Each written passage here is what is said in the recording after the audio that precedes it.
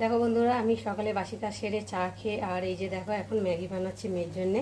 তো মেয়ে বললো মা একটু ম্যাগি করবো, আজকে মেয়ে স্কুলে যায়নি, শরীরটা খারাপ লাগছে, সেই জন্য বললো আজকে স্কুলে যাবো না, বাড়িতে আছে।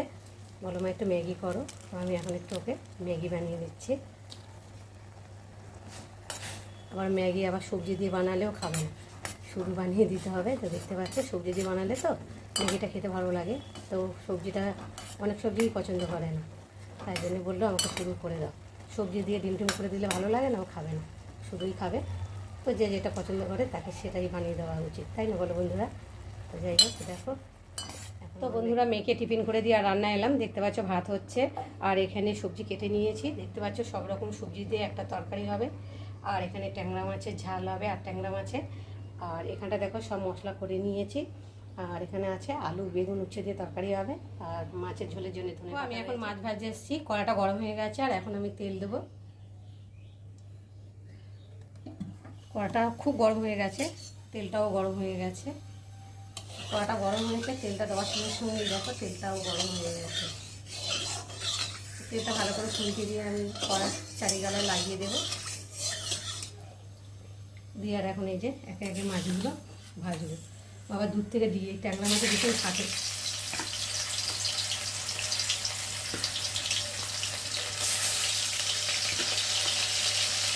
থাকতে এদেরই ভালো লাগবে।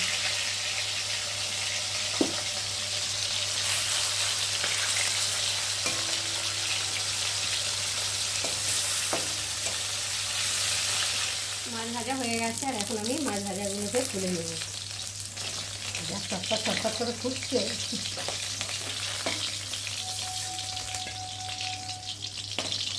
সব একসাথেই হয়ে গেল।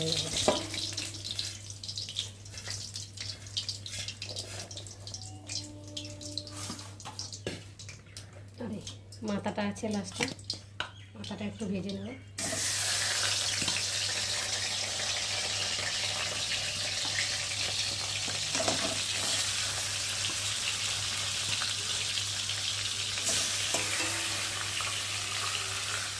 মাছ ভাজা হয়ে গেছে, আর এখন আমি মাথাগুলো তুলে নেব।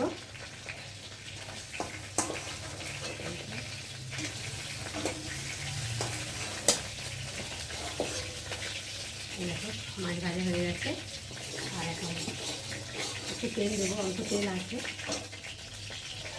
তেলটা যেন এখনও ছটফট করছি। তো আমি প্যাকেটে তেল ছিল, তেলটা ঢেলেছি বোতলে, আর অল্প তেল রয়েছে এর মধ্যে, সবটা ধরেনি। তো এই তেলটা দিয়েই আমি এখন রান্না করব।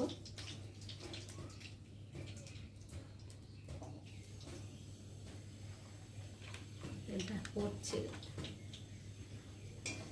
তো এখন আমি ট্যাংরা মাছের ঝাল বানাবো। তো কীভাবে বানাবো তোমরা দেখতে থাকো।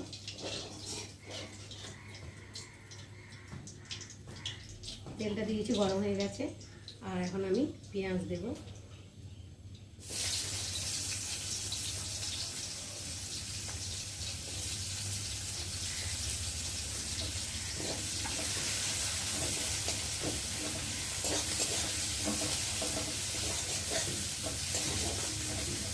পেঁয়াজটা একটু ভালো করে ভেজে নেব।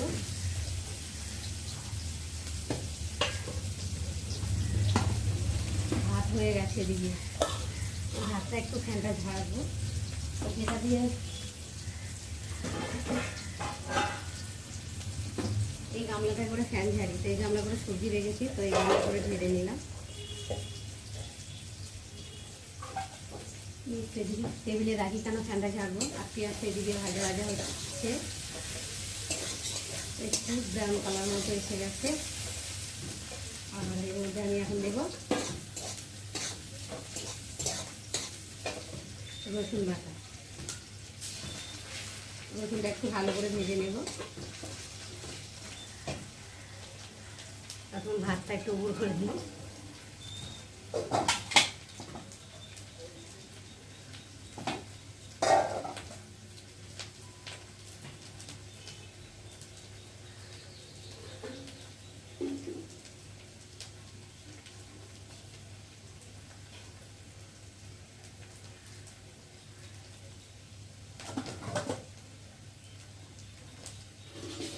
রসুনটা ভাজা ভাজা হয়ে গেছে, আর এর মধ্যে আমি জিরে বাটা দেবো, আর দেবো গোটা কাঁচা লঙ্কা,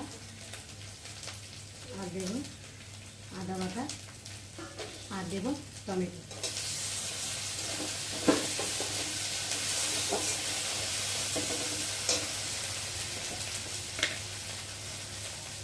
হলুদ গুঁড়ো, আর স্বাদ মতো দেবো নুন,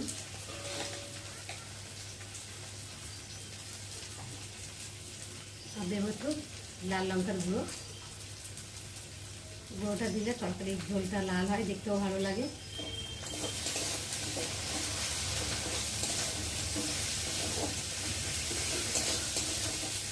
মশলাটা একটু ভালো করে ভেজে নেব, যতক্ষণ না মশলা একটা কাঁচা গন্ধ ভাব যায় ততক্ষণ মশলাটা ভাজবো।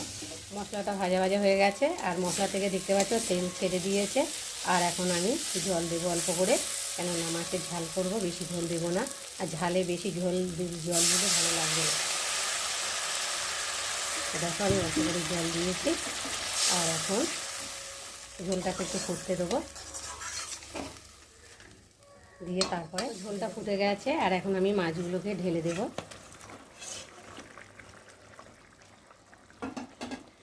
দিয়ে একটু খুন্তি দিয়ে ভালো করে নেড়ে দেবো, যাতে ঝোলগুলো মাছের মধ্যে ঢুকে।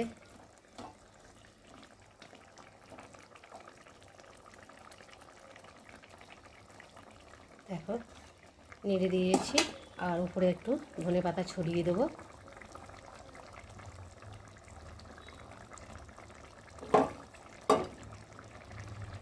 দেখো আমার মাছের ঝোল হয়ে গেছে, আর এখন আমি নামিয়ে নেবো। তো দেখতে পাচ্ছ মাছের ঝোলের দেখতে কত সুন্দর লাগছে, খেতে নিশ্চয়ই ভালো হয়েছে। তো যদি ভিডিওটা তোমাদের ভালো লেগে থাকে তো অবশ্যই একটা লাইক কমেন্ট শেয়ার করো। আর এখন আমি তরকারিটাকে ঢেলে নেব।